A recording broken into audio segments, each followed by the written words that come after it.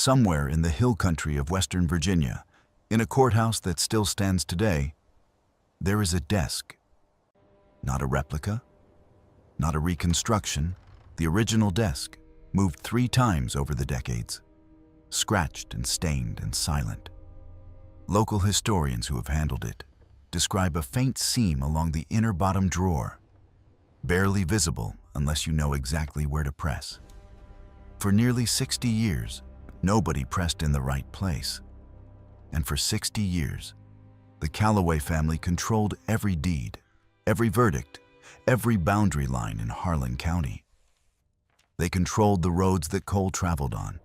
They controlled the men who counted the votes. They controlled, it was later said, the very ground beneath the feet of people who had no idea they were standing on stolen land. It took a dead man's hidden map, folded twice, wrapped in oilskin, or tucked inside a false bottom built by a cabinet maker who was paid in silence, to undo 60 years of legal fraud, so precise and so patient that the circuit court examiner reportedly wept when he finally understood what he was looking at. This is that story. Before we continue with the story of Judge Harlan Calloway and the map that destroyed his family's empire, if you've never heard this history before, you're not alone, and that's not an accident.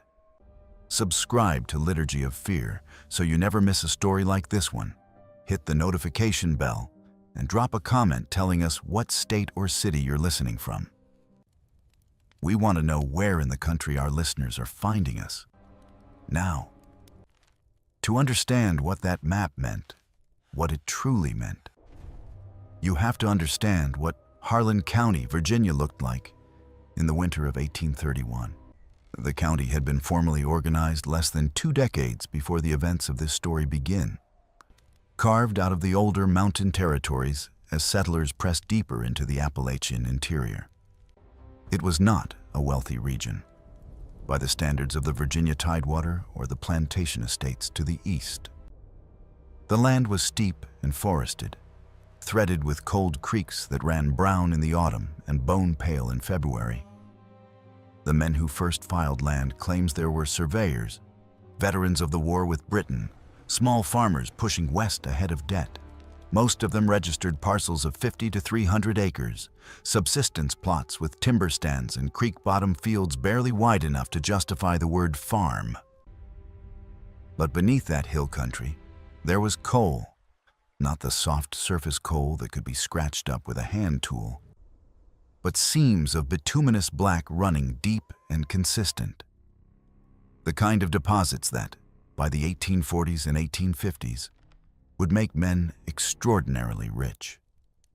In 1831, most county residents had no clear sense of what lay under their land. They knew the black outcroppings along the creek banks. They burned it in their fireplaces in hard winters. But the industrial implications, the furnaces, the railroads, the scale of extraction that would come, were not yet imaginable to men plowing ridgeline fields with single-share plows. Elias Calloway understood it.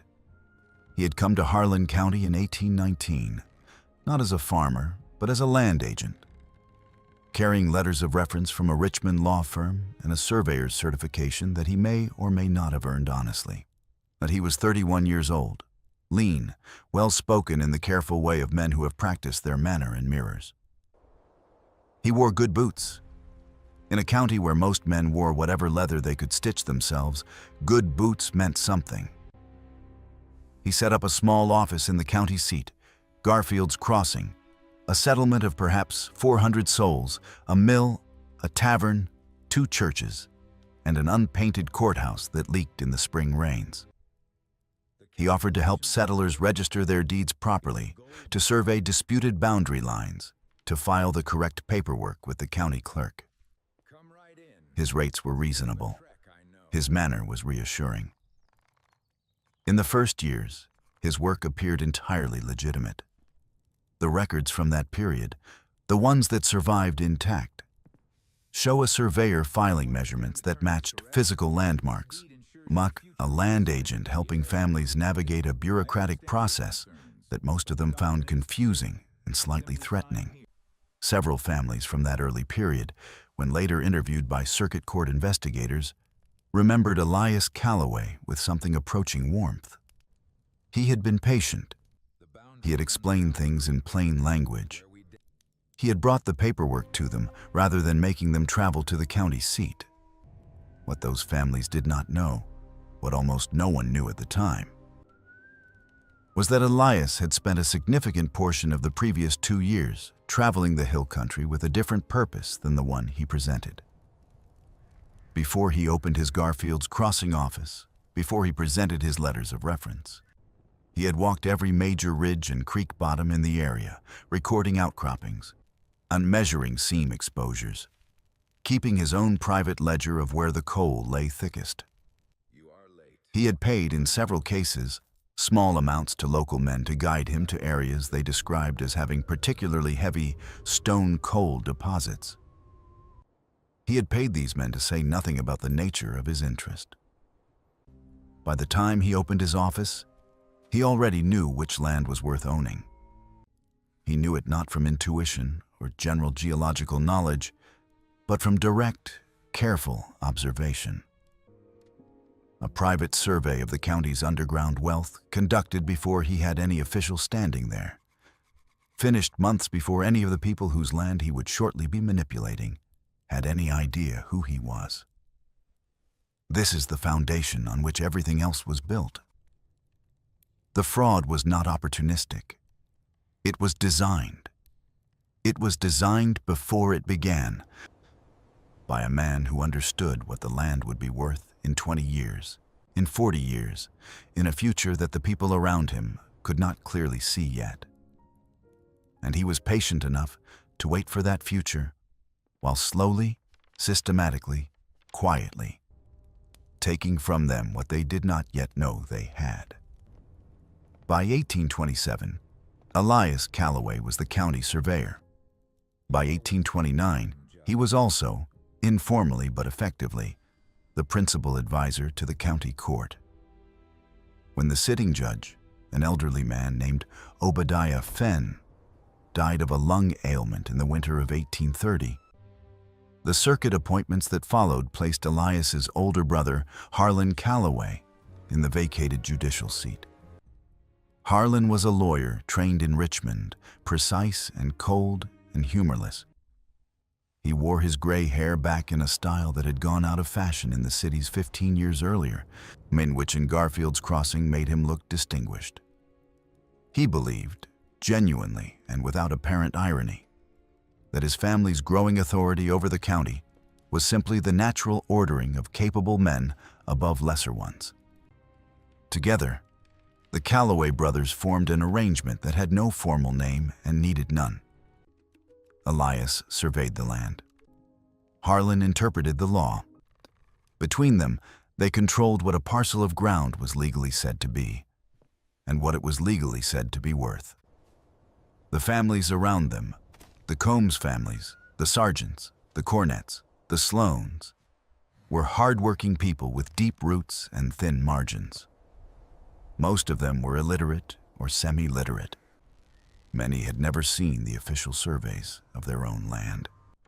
When Elias Calloway appeared at a man's door in 1823 or 1824, carrying rolls of paper and speaking in the language of deeds and easements and boundary adjustments, most farmers did what people do when a confident man in good boots uses words they don't fully understand.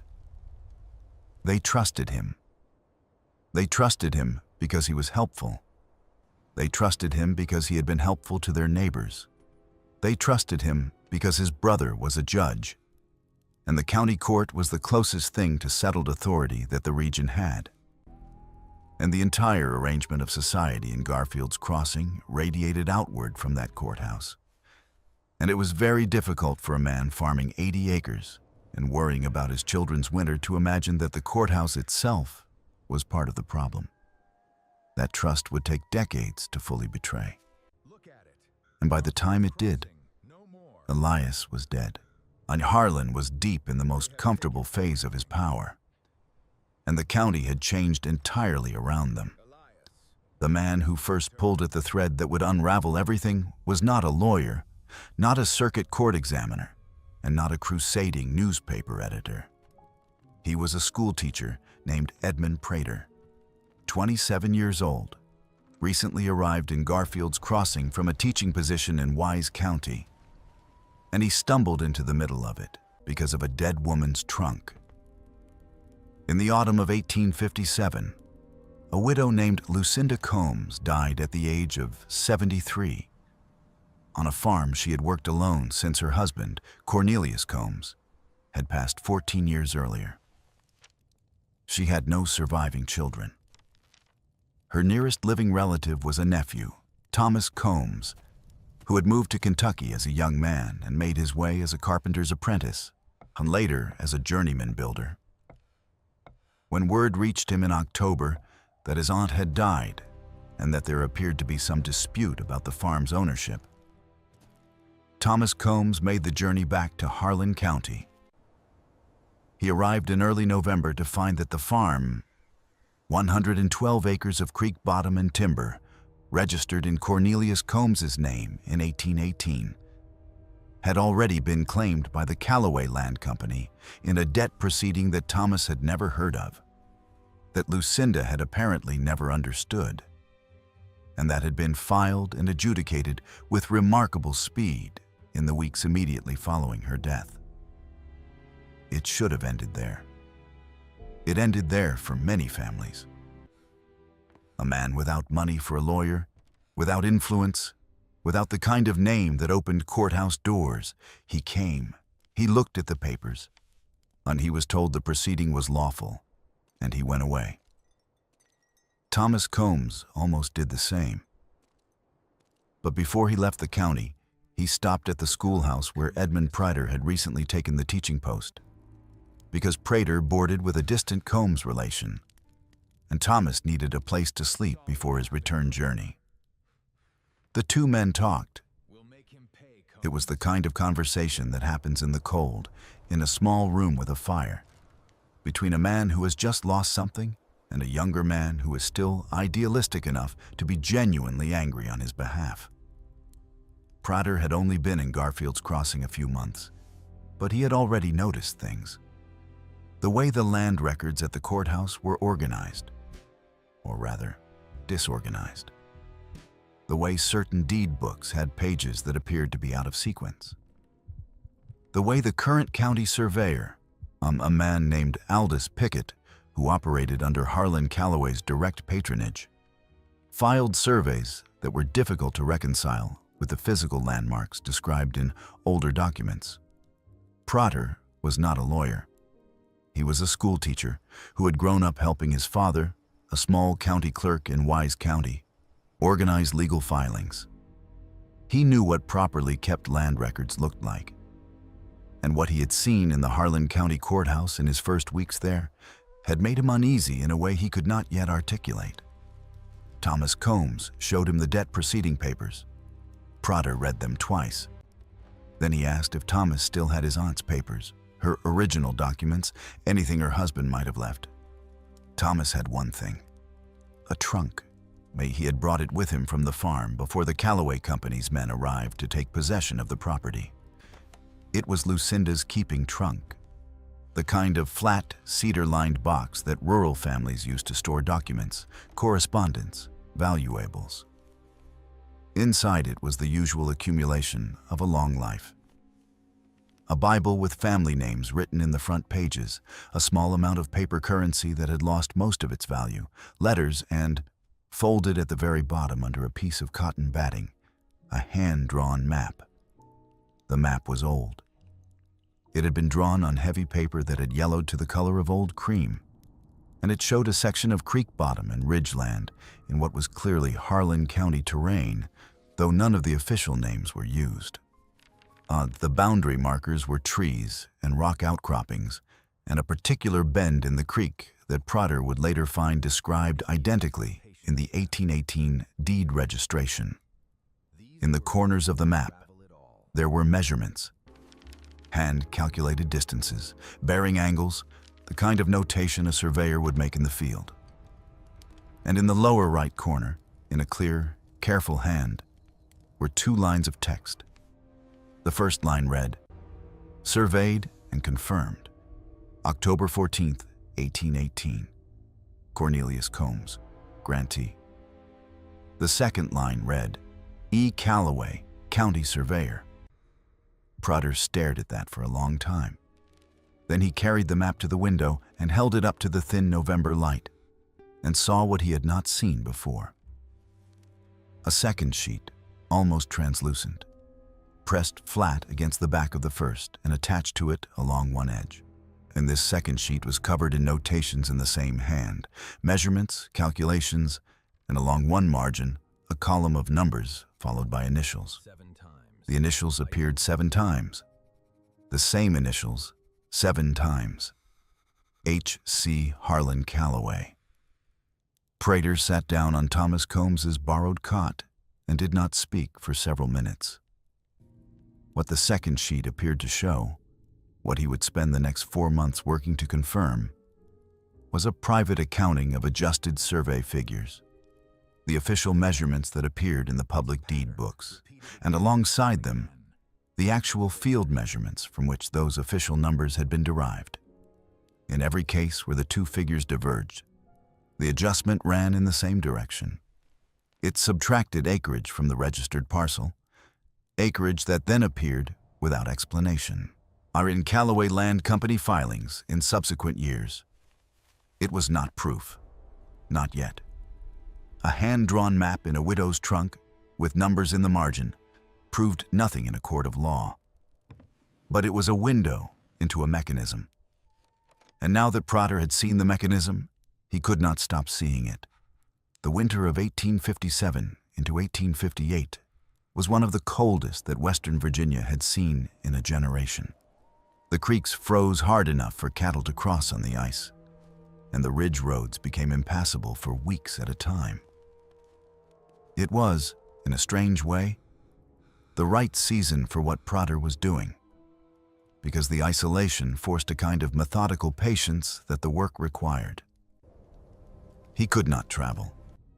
He could not easily be observed.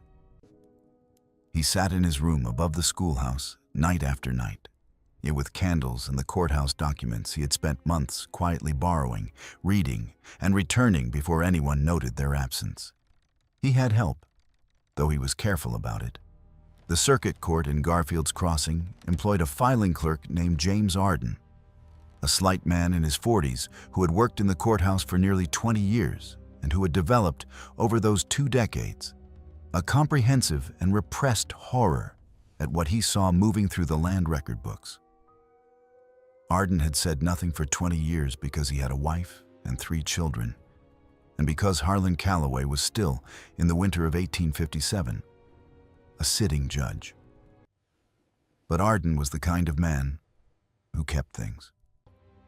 Not by design, he was not calculating, but by nature. He remembered which filings had come in together. He remembered when entries that appeared sequential in the deed books had actually been filed weeks or months apart. He remembered the surveyors who had come to the courthouse over the years with papers that, even to his non-legal eye, looked wrong. Arden was also a man who had learned, over 2 decades of proximity to power he could not contest, a very specific kind of silence. He did not refuse to speak to Prater. He was too careful for outright refusal, which might itself have been noticed. Instead, he spoke in the manner of a man who is sharing observations about the weather while describing a catastrophe. He would mention a date. He would mention a sequence. He would describe a physical characteristic of a document without quite explaining what that characteristic implied. And Prater, who was quick and who had been trained by his father to notice the structure of records, would listen and understand and ask no follow-up question that might force Arden to commit to anything explicit. It was, between them, a kind of elaborate dance. Not dishonest, but not quite honest either. Conducted in the narrow space between what a frightened man would say and what a careful young man needed to hear. 2 decades of fear had made Arden fluent in implication. And those 2 decades may have been exactly what the situation required, because a bolder man would have pushed further, would have forced confrontations that would have attracted attention. And this particular fraud required, above all, patience and invisibility to dismantle. He remembered, specifically, a cabinet maker. His name was Josiah Trent, and he had come through Garfield's Crossing in the spring of 1836, hired by Elias Calloway to do some work on the courthouse furniture, a commission that had struck Arden as unusual at the time, because the courthouse furniture was county property, and the county should have arranged that work, not the Calloways. Trent had spent 3 days in the courthouse, working mostly in Judge Harlan Calloway's private office. When he left, the desk looked exactly as it had before, as far as Arden could tell. Whatever Trent had done was not visible. He had been a quiet man, Arden remembered. Not unfriendly. He had eaten his noon meal in the records room, and they had exchanged pleasantries about the weather and the state of the roads, but contained. The kind of quiet that comes from knowing something and deciding not to share it. And he had not asked any questions about the courthouse or the Calloways or the work he was doing. He had come, done the work, taken his payment, and gone. And Arden had watched him leave and had a feeling he could not name at the time, something between unease and the sense of having missed the point of something important. He had been right. But it had taken him 21 years to say it to anyone. Trent had died in 1849, but his grandson still lived in the county, a young man named Willis Trent, who worked at the mill. Arden told Prater about the cabinet maker in February of 1858. On a day when the road outside the courthouse was frozen solid, and the 2 men were the only people in the building. He said it quietly, as if someone might hear through the walls. He said he didn't know if it meant anything. He said he just remembered it. Prater visited Willis Trent at the mill the following week. Willis was cautious at first. There was no reason to trust a schoolteacher he had barely met. And the Calloway name still carried enough weight in the county to make careful men careful. He said his grandfather had been a good craftsman who had kept to himself and never caused any trouble. He said he didn't know much about his grandfather's work. He said this in the way that people say things they have decided to say, rather than the way people say things that happen to be true. On Prater's second visit, he brought the map from Lucinda Combs's trunk. He did not explain it at length. He set it on the workbench beside Willis and watched the young man look at it. Willis was quiet for a long time. Then he traced one edge of the map with his finger, not touching it, just tracing the air above it, and said something had been bothering him since he was a boy. He said his grandfather had described the courthouse job to him once, late in life, in the way that old men sometimes describe things they have felt guilty about without ever confessing to. He said his grandfather had built something into the desk, a false bottom in the lower right drawer with a spring release mechanism. He said a man had paid him to do it and had told him specifically to tell no one, and had given him more money than the work was worth by a significant amount, which his grandfather had recognized as the price of his silence, rather than the price of his craft. His grandfather had told Willis because he was dying, and because, he said, a man should not take certain things to his grave without telling someone. Prater asked, what did his grandfather think the compartment was for? Willis said he didn't know. His grandfather hadn't known. He had guessed it was for valuables, money, letters, something a man wanted hidden from his household. He had not guessed, or had not said he guessed, that it might be something the law would want to know about. Either he had not made that connection, or he had made it and had chosen, for 20 years, to say nothing. By the time he told Willis, it had been 13 years since his grandfather had done the work. Whatever was inside the desk, if anything was inside the desk, had been there for 13 years. That had been in 1849.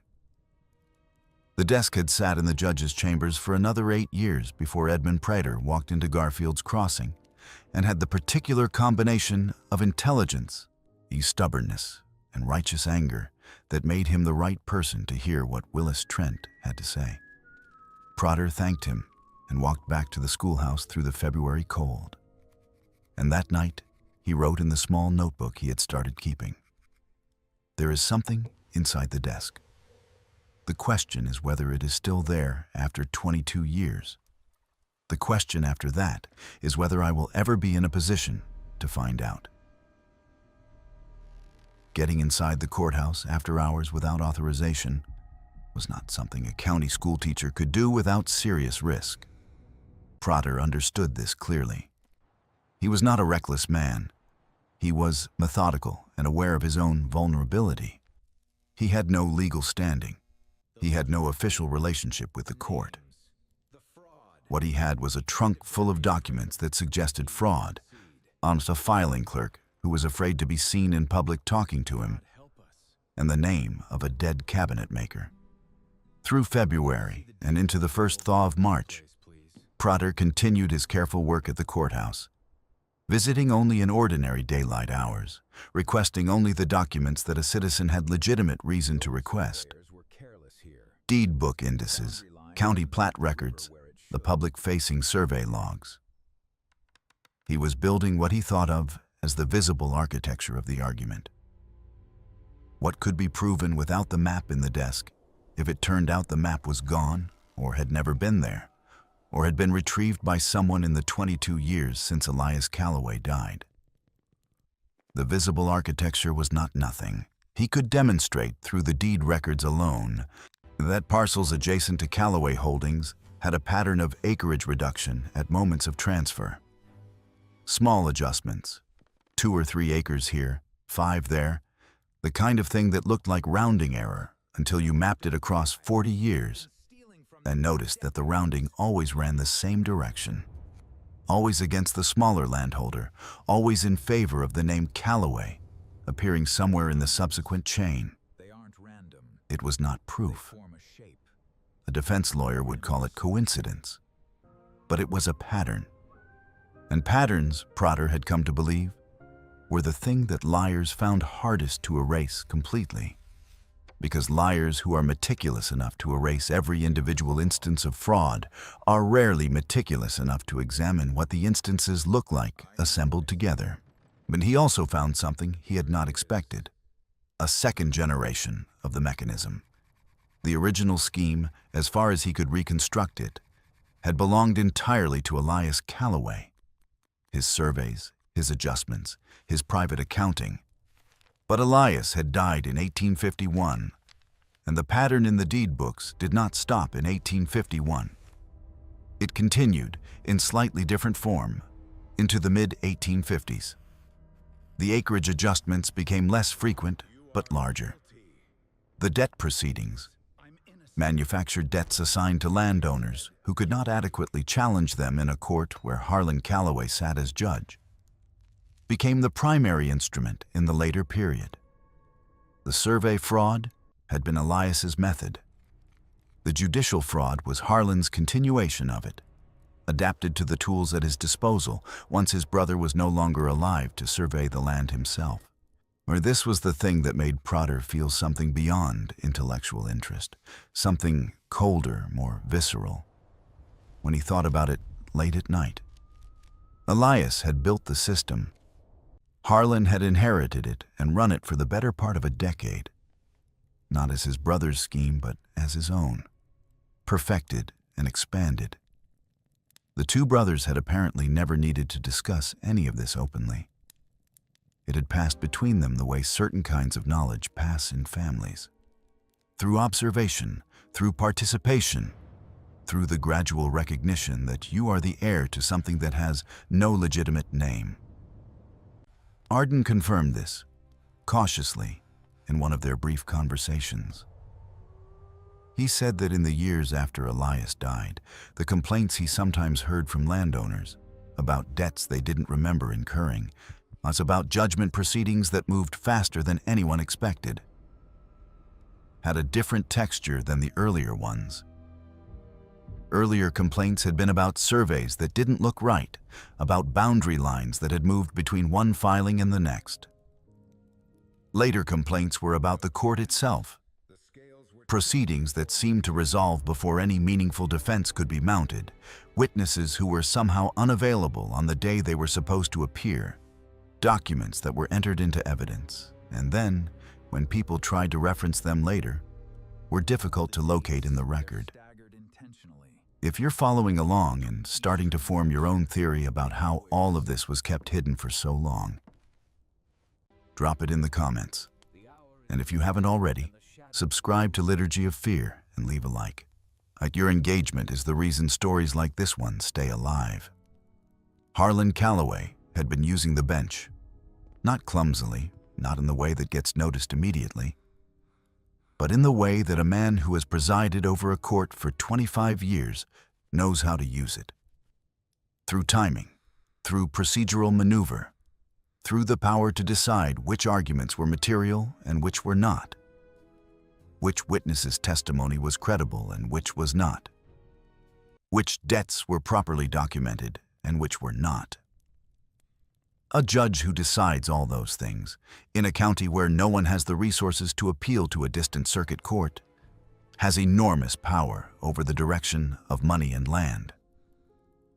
And Harlan Calloway had exercised that power with the same patience and precision that his brother had applied to the survey books. The break came, as it often does, not from cleverness, but from coincidence working in the right direction for once. In March of 1858, Harlan Calloway, who was by then 69 years old, heavier than he had been, and suffering from a kidney ailment that his physician kept treating ineffectively, was required to travel to Richmond for a circuit court proceeding that could not be postponed. He would be gone for at least 10 days. His son, Randolph Calloway, who had taken over most of the active management of the family's land operations, traveled with him. The courthouse was not empty. The county clerk, a man named Ferris Doane, who was loyally aligned with the Calloways, kept regular hours. But the judge's private office was locked, as it always was when Harlan was away, and Doane had his own work and his own habits, and was not inclined to spend his evenings in an empty building. Arden had a key, not to the judge's office specifically. That key lived on Harlan's person or in a locked drawer in Doane's desk, but to the building itself and to the records room adjacent to the judge's chambers. The door between the records room and the chambers was interior, older than the lock on the exterior office door, and it had a catch mechanism that Arden had noticed over 20 years of working beside it. Did not fully seat when the temperature dropped below a certain point. It was still cold in March. Cold enough. Arden had not agreed to do this. He and Prater had not had any explicit conversation about entering the chambers. But on the evening of March 11th, 1858, Arden simply did not lock the records room behind him when he left the courthouse at his normal hour. He walked home. He said nothing. He sat up later than usual that night, and his wife later recalled that he seemed to have difficulty breathing normally. Prater entered the courthouse at 11 o'clock. He used a lantern with the shutter mostly closed, no more light than he needed to avoid the furniture. The records room door was unlocked. The interior door to the chambers required only the kind of upward pressure that Arden had described to him once, in passing, in a sentence that had not been advice so much as observation. The office was cold and smelled of pipe tobacco and old paper. The desk was large, walnut-topped, the kind of piece that had been expensive when new and had only grown more imposing with age. And Prater set his lantern on the floor and opened the lower right drawer. It was full of papers. Correspondence, mostly, the ordinary accumulation of a judge's office life. He removed the papers carefully, setting them in order on the floor beside him, and ran his hands along the inside of the drawer. The wood was smooth and well fitted. He pressed along the seam at the bottom, working methodically from left to right. At the far right corner, the wood gave slightly. Not a collapse, a controlled yielding, like a key engaging a mechanism. He pressed again, more firmly, and heard a soft click. The bottom of the drawer lifted along a concealed hinge. Beneath it, in a space no more than 2 inches deep, was a folded document wrapped in oilskin. He took it. He replaced the false bottom. He replaced the papers in exactly the order he had removed them. He left the chambers, left the records room, pulled the interior door to without latching it, walked out of the courthouse, and went directly to his room, where he sat with the lantern turned up fully and unfolded what he had found. It was a map, larger than the one from Lucinda Combs's trunk, nearly the full width of the desk when unfolded, and far more detailed. It showed the entire county, or rather, the county as it had been organized in the late 1810s and 1820s. Every registered land parcel was drawn in with its listed acreage. And over the official parcels, drawn in a different ink, were the corrected measurements, the real boundaries, the true acreage, the actual ground that each parcel covered. The divergences were systematic. And in every case where corrected measurements were marked, the original parcel had been reduced in the official record. And in every case where that reduction had occurred, the missing acreage had been absorbed into an adjacent parcel, always, eventually, a Callaway holding. The map covered more than 40 years of transfers. It was, Prater understood, both a record and a working document. Something kept not out of guilt, but out of necessity. A master reference that allowed the scheme to remain internally consistent, that prevented the false surveys from contradicting each other in ways that might have been visible even to an inattentive eye. It was meticulous. It was comprehensive. It was the work of a man who had understood, from the beginning, that large frauds require more discipline than honest work, not less.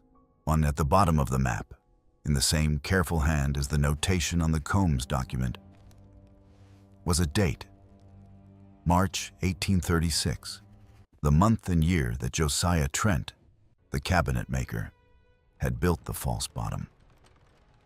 Elias Callaway had hidden his own master map inside his brother's desk 22 years before Prater found it.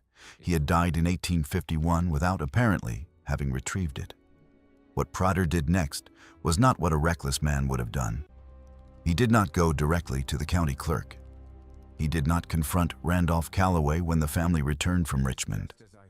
He did not publish anything or tell anyone beyond Arden and Thomas Combs, who was still in the county, waiting. He made copies, 2 complete copies of the map, drawn by his own hand over 4 nights in March, but cross-referenced against the original Combs survey and the deed book records he had been studying for months. He wrote a formal account, 23 pages in his schoolteacher's precise hand, explaining the methodology of the fraud and identifying, as specifically as he could, the parcels affected and the families who had originally owned them. He then wrote a letter to a lawyer in Abingdon, in Washington County, a man named Jervis Sutton, who had a regional reputation for taking difficult cases involving land fraud. The kind of cases that most county lawyers declined because the opponents had money and the plaintiffs didn't. Sutton received the letter at the end of March.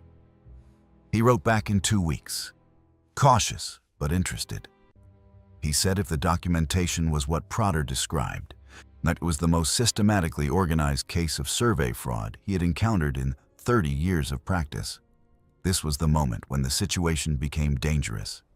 Prater had assumed that the risk was confined to the period before he found the map, that finding it was the hard part, and that once found, the truth would carry its own momentum. He was wrong. A truth locked in a desk is inert. A truth moving through the hands of lawyers and circuit court examiners, that is a threat, and threats provoke responses. He did not know how Randolph Calloway learned that something was happening. He suspected Ferris Doane, the county clerk, who noticed things.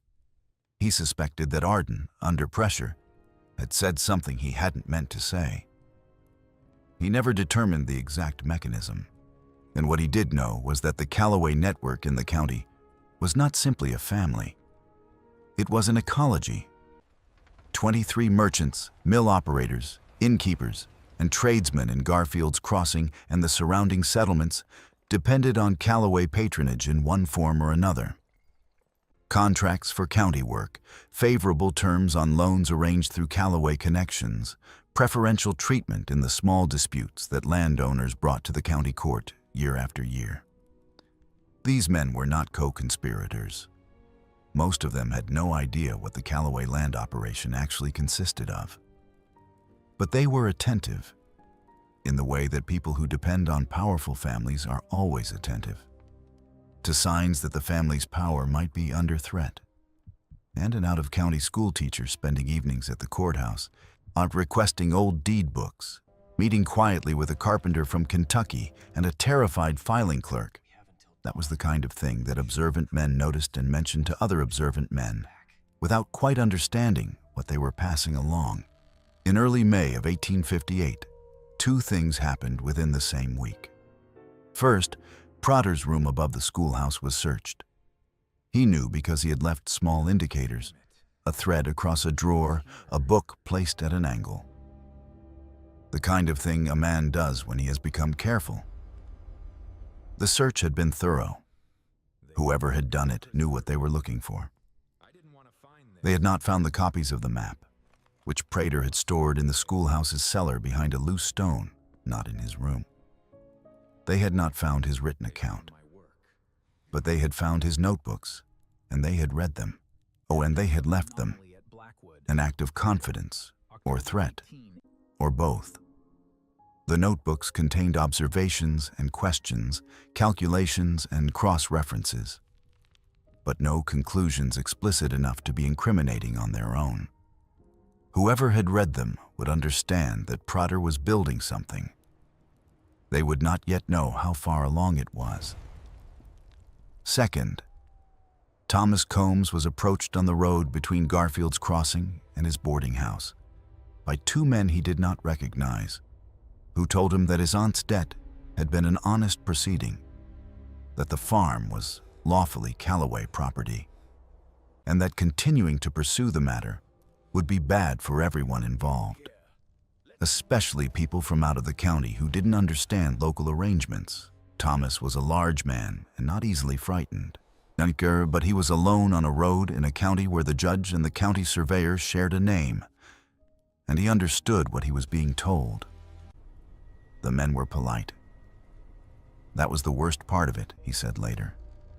They had been entirely polite, which meant they were certain they did not need to be otherwise. He came to Prater that evening. They sat in the cold schoolhouse. Prater would not take him to his room, not after the search, and spoke quietly for 2 hours. Prater told Thomas the full situation for the first time. The map, the copies, the letter to Sutton, the way the mechanism had worked across 4 decades. He also told him something he had not told anyone yet, that in examining the map the previous week, he had noticed something he had initially dismissed as a marking error. Along the eastern boundary of the county, and in a section that had been sparsely settled in the early years, there were 4 parcels marked with a small symbol he had not seen elsewhere on the map, a double crosshatch, the kind of notation a surveyor might use privately without explaining it. He had spent several evenings trying to match those 4 parcels to the deed books and had found that all 4 were currently listed as unregistered public land. But in the early deed records, before a particular series of filings in 1831, they had been registered to 4 different families, all with the same surname. Harp. He had found no Harp family anywhere in the current county. No Harp descendants. No forwarding records of sale or transfer. 4 parcels. Roughly 300 acres combined that had existed in 1830 and did not exist as private property in 1832, absorbed into the county's unregistered land stock through a process that Prater could not trace in the surviving records, because the relevant pages of the deed book covering that period were missing. Not damaged, missing. The binding holes showed where pages had been cut free. Thomas asked what had happened to the Harp family. Prater said he did not know. He had found no record of them leaving the county, no record of sale, no record of any legal proceeding. They had simply ceased to appear in any county document after the spring of 1831.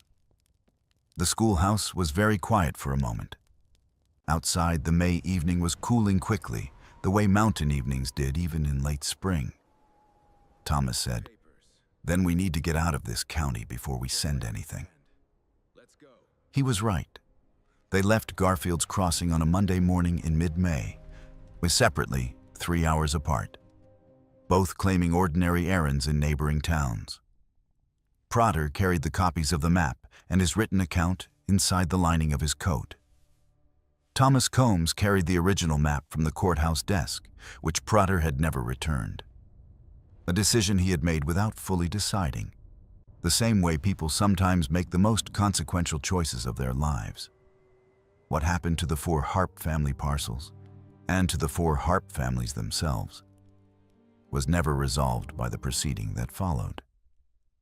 Sutton included it in his filing as an area of concern. Pemberton, the circuit examiner, noted in his report that the missing deed book pages and the disappearance of the 4 parcels from the record represented a pattern consistent with the broader fraud, but that the absence of surviving documentation made any specific finding impossible. He recommended further investigation. No further investigation was formally conducted. Whether the Harpies had been bought out, frightened out, or something worse, the record does not say. The record stops at the edge of a question that nobody, in the end, pressed hard enough to answer. That, too, is a kind of verdict. Jervis Sutton met them in Abingdon on the evening of May 19, 1858, in the back room of a tavern where, he said, he had conducted more honest legal business than in any courthouse he had ever entered. He spread Prater's materials on the table and examined them for 2 hours, asking questions that were precise and technical, and that Prater answered as accurately as he could. Sutton was a small man, thin-haired, and with reading spectacles that he kept taking off and putting back on. He had the manner of someone who had been disappointed by evidence many times and had learned to check carefully before committing to anything. At the end of the 2 hours, he said, "The map is the key. The map from the desk. Without it, this is a circumstantial argument. Strong but contestable. With it, and with the cabinet maker's testimony. The cabinet maker is dead," Prater said. "His grandson. He'll say what he told me. I don't know if he'll say it in a courtroom." Sutton was quiet for a moment. "The handwriting on the map matches the surveyor's signature on the Combs deed. I can get that comparison done in Richmond by someone credible. If the handwriting is confirmed, then the map's origin is established. It's Elias Calloway's document. He kept in Harlan Calloway's desk, hidden there specifically. That's conspiracy, not accident." He looked at Thomas Combs. "The original deed for your family's land was properly registered. The debt proceeding was filed after your aunt died. The question is whether the debt was real or manufactured. Were there any records among her papers?" Thomas said there were letters. Some of them were from a man he didn't recognize, referencing an account that Lucinda had told him in the last years of her life she knew nothing about. Sutton said, "There it is." He then looked at the portion of Prater's written account describing the Harp parcels, the 4 properties that had vanished from the deed books in 1831, the families who left no forward trace. He read it twice. He asked Prater to confirm that the relevant deed book pages were physically missing, not merely illegible. Prater confirmed it. Sutton set that section of the account aside, separately from the rest, and said he wanted to think carefully about how to present it. The Harpa matter, he said, is either nothing, a family that sold quietly and the paperwork was lost, or it is something considerably worse.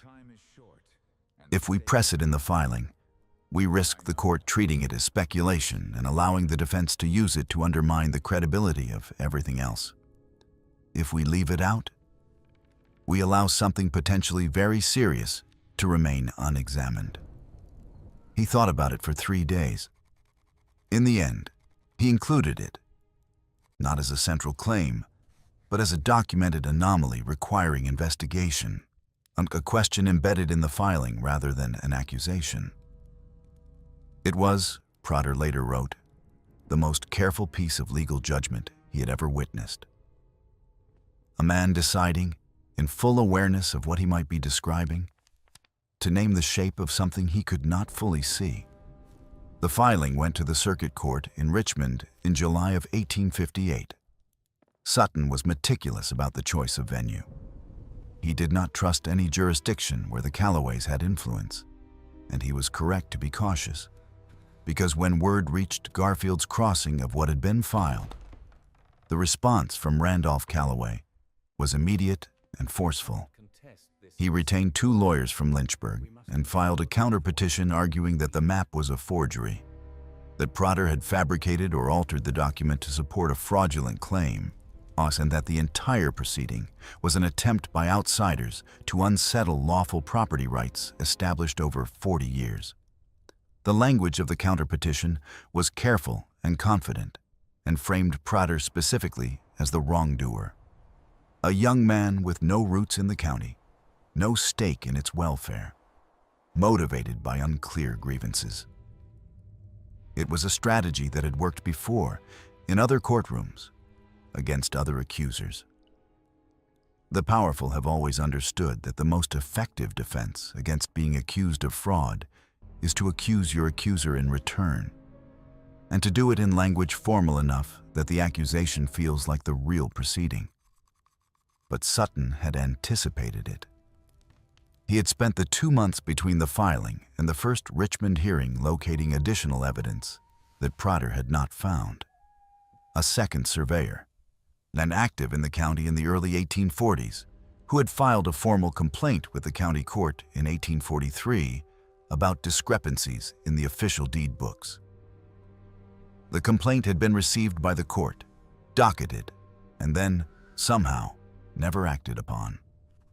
The docketing entry still existed in the Richmond Circuit records. The original complaint document was missing, but the docketing entry proved it had existed, which meant someone had caused it to disappear after it was received. Sutton also located the second surveyor himself. He was an elderly man by 1858, living in Tennessee, and he had left Harlan County abruptly in the autumn of 1843 under circumstances he had never publicly explained. He was unwilling at first to travel to Richmond or to make any statement.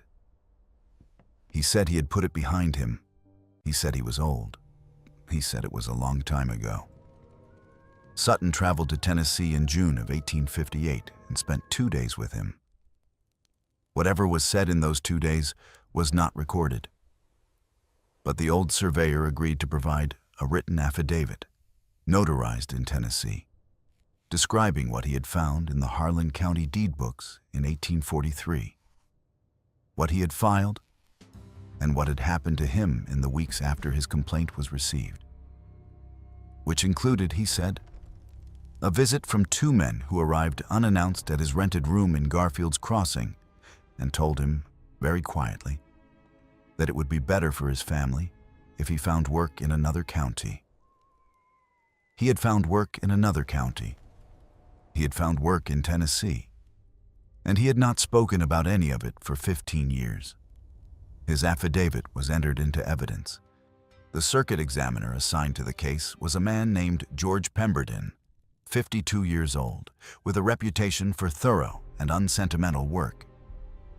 He took the map, the comparative surveys, Sutton's handwriting analysis, the docketing entry for the vanished complaint, the surveyor's affidavit, and the Combs deed materials.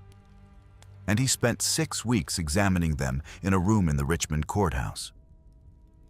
His report, filed in September 1858, was 41 pages long. It confirmed the handwriting match. It confirmed the systematic divergence between official survey records and the corrected measurements on the map. And it found that the 1843 complaint had been received and docketed by a court clerk whose appointment had been arranged through the Calloway family's Richmond connections. A clerk who had left the position in 1844 and could not be located. It found that the debt proceeding against Lucinda Combs's estate referenced an account with no documentary basis in any institution in the region.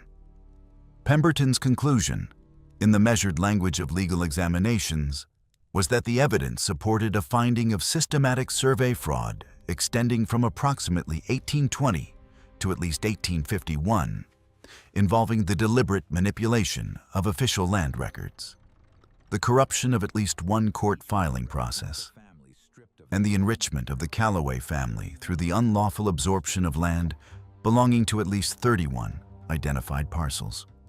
Regarding the Harp matter, Pemberton wrote a single paragraph.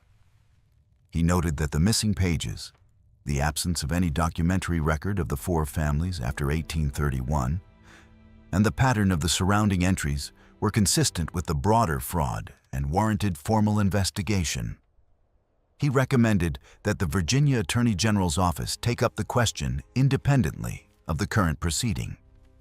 Whether that recommendation was ever formally acted upon, the surviving record does not clearly show. When the report was read in open court in Richmond in October of 1858, Harlan Calloway was present. He was 70 years old by then, still straight-backed, still wearing his hair in the old style. He sat beside his lawyers, and he did not change expression as the examiner's findings were entered into the record. He did not speak, and he had not spoken publicly about the case at any point. His lawyers had spoken extensively, skillfully, and without success. His son Randolph, seated beside him, was not as controlled. Witnesses later described him as pale, then flushed, then pale again as the 41 pages progressed. At one point, he leaned toward one of the lawyers and said something that the lawyer immediately shook his head at. Whatever Randolph wanted to do in that moment, the lawyer prevented it. After the reading, Harlan Calloway rose, said he wished to reserve the right to respond in full at the appropriate proceeding, and walked out of the courthouse with a steadiness that some observers found more unsettling than any other possible reaction. He died 4 months later, in February of 1859, of the kidney ailment that had been worsening for 2 years. He died in his house in Garfield's Crossing, in the same county he had controlled for nearly 3 decades, having never been formally convicted of anything. Whether he died knowing what was coming for his family and chose to leave before it arrived, or simply died because sick men die, was never determined. The timing was what it was. The legal proceedings that followed Harlan Calloway's death took 4 years to resolve. An eternity for the family's waiting, a reasonable pace for the scale of what was being untangled. Randolph Calloway fought every step, as men in his position always do, because the alternative was to stop fighting and accept what was coming. He had inherited the legal challenge along with everything else. In the end, the Virginia courts ordered the reversion of 23 of the 31 identified parcels to the original registered families or their documented heirs. 8 parcels could not be fully restored because the chains of subsequent sale were too complex to unwind without creating new injustices. For those, the court ordered monetary compensation from the Callaway estate. Compensation that reduced the family's remaining holdings significantly, though not to nothing. The Callaway Land Company was dissolved by court order in 1862. The family did not disappear. Randolph eventually settled what debts he could, sold most of what remained to outside investors, and lived out the rest of his life in considerably reduced circumstances in a house in Abingdon. His children moved away. By the 1880s, and the Callaway name in Harlan County meant nothing in particular to the people who had grown up after the proceedings. Edmund Prater did not return to Garfield's Crossing after leaving in May of 1858. He stayed in Abingdon, working first as a clerk for Jervis Sutton, then studying law under his guidance, eventually being admitted to the Virginia bar in 1864. He practiced in Washington County for the rest of his working life, specializing, as Sutton had before him, in land title disputes. James Arden, the courthouse filing clerk, remained in his position through the entire proceeding. He was questioned extensively. He confirmed what he knew and nothing beyond it.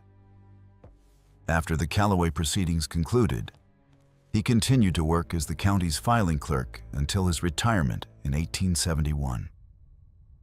He never made a public statement about any of it, and he did, however, keep careful and impeccable records for the rest of his career. Records that later historians noted were the most precisely maintained in the county's history. Thomas Combs's farm was among the 23 parcels restored. He returned to the land in 1863 and worked it until coal interests began buying heavily in the region in the late 1870s. He sold then, knowing what the land was worth.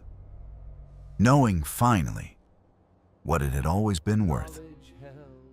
He had not been cheated of that knowledge a second time. Willis Trent, the mill worker and cabinet maker's grandson, did testify in the Richmond proceeding. He said what his grandfather had told him.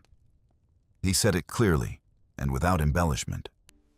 He was cross-examined for most of an afternoon by Randolph Callaway's lawyers, who tried every approach available to them to undermine the account of a dead man told through a living one. Willis held. He was not a complicated witness. He had simply repeated what he knew to be true, and the honest repetition of a true thing is not easily broken by lawyers, even skilled ones. The desk remained in the courthouse. The false bottom was demonstrated to the court examiner during an in-person inspection in November of 1858, with Sutton, Pemberton, and representatives of both sides present.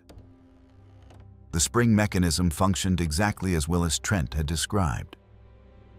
The examiner noted in his report that the woodwork was of high quality, precise joinery, well concealed, the kind of craftsmanship that, in different circumstances, would have been a credit to the man who made it. Josiah Trent, Pemberton noted, there had clearly been a skilled craftsman. He had been paid to hide something that should never have existed. He had told his grandson. His grandson had told a schoolteacher. The schoolteacher had pressed in the right corner of the drawer. That is the whole chain of it. A fraud that consumed 40 years, brought down by a cedar trunk, a window in February, and an old man who couldn't take a secret to his grave without first telling someone. Just when we thought we'd seen it all, the horror in Garfield's Crossing intensifies. If this story is giving you chills, share this video with a friend who loves dark mysteries. Hit that like button to support our content. And don't forget to subscribe to never miss stories like this. Let's discover together what happens next. And there is a question that people who encounter this story often find themselves returning to.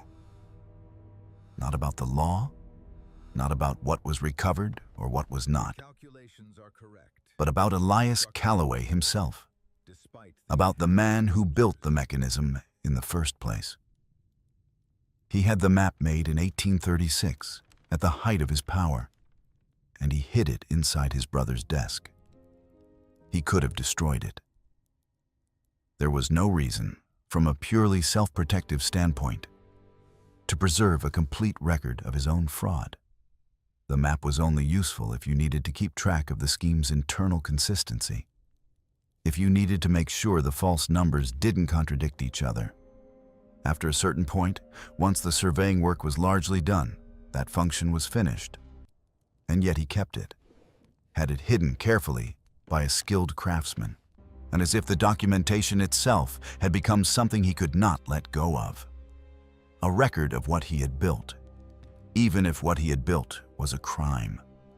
Some historians who have examined the proceedings suggest that the map was kept because Elias feared his brother, that without a record of Harlan's involvement, the HC notations along the margin, the judge who had adjudicated the proceedings that gave the fraud its legal cover, Elias would have been the sole responsible party if anything had ever surfaced.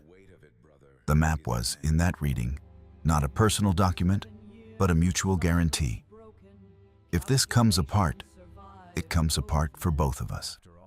If that was the calculation, it survived both men by 7 years, intact. Until a school teacher pressed a spring mechanism in the dark with a mostly shuttered lantern. What do you think of this story? Do you believe everything was revealed? Or does a fraud of this scale, maintained for 40 years, leave corners that were never found? Leave your comment below. And if this kind of history moves you, the stories that happened in real courthouses, to real families, that almost no one remembers. Subscribe to Liturgy of Fear, hit the notification bell, and share this video with someone who loves dark mysteries. The history that gets forgotten doesn't disappear. It waits. See you in the next video.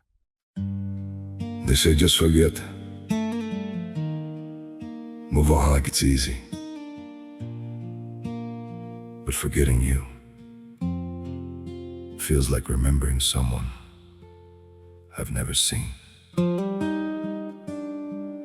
I've been trying to erase you from the places in my mind, but the harder that I fight it, the more you're hard to leave behind. Every memory keeps slipping through the cracks I try to close, like a face I should remember, but somehow never know.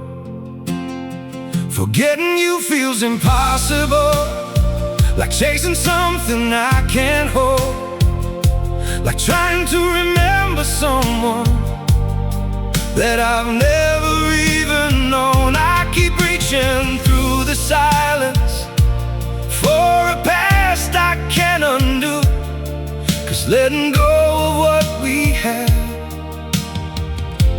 feels like losing something true. Every moment turns to fragments, every thought just fades to blue, like I'm searching for a feeling that still only leads to you. Forgetting you feels impossible, like chasing something I can't hold, like trying to remember someone that I've never even known. I keep reaching through the silence for a past I can't undo, 'cause letting go of what we had feels like losing something true.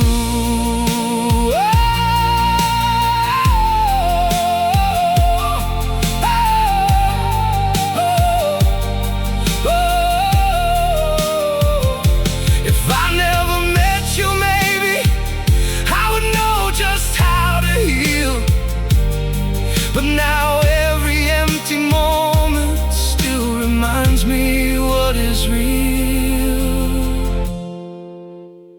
Forgetting you feels impossible, like chasing something I can't hold, like trying to remember someone that I've never even known. I keep reaching through the silence for a past I can't undo, 'cause letting go of what we had feels like losing something true.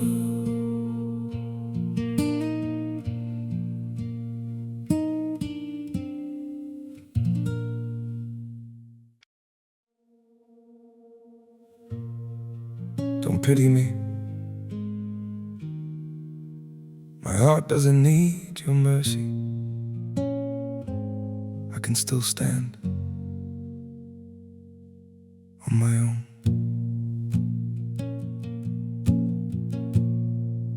I was broken by your leaving, fell deeper than I thought I would. But pain has taught me how to heal now and survive what once I couldn't. You don't have to look back sadly, don't reach out with guilty hands.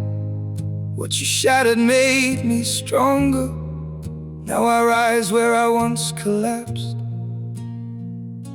My heart doesn't need your pity, not another empty sign. I've got enough strength left within me to rebuild this life of mine. My feet are steady through the sorrow. I can stand through all the pain. You don't have to save me, darling. I'll learn to breathe again. I once begged for your affection. Now I've learned my worth in scars. And the man you left in pieces found his own way through the dark. My heart doesn't need your pity, not another empty sign. I've got enough strength left within me to rebuild this life of mine. My feet are steady through the sorrow. I can stand through all the pain. You don't have to save me, darling. I'll learn to breathe again.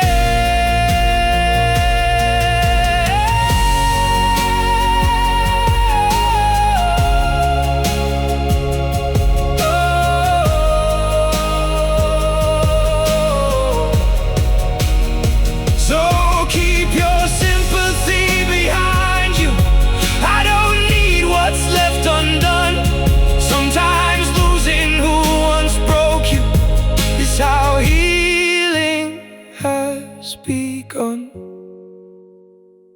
My heart doesn't need your pity, not another empty sign. I've got enough strength left within me to rebuild this life of mine. My feet are steady through the sorrow. I can stand through all the pain. You don't have to save me, darling. I'll rise alone again.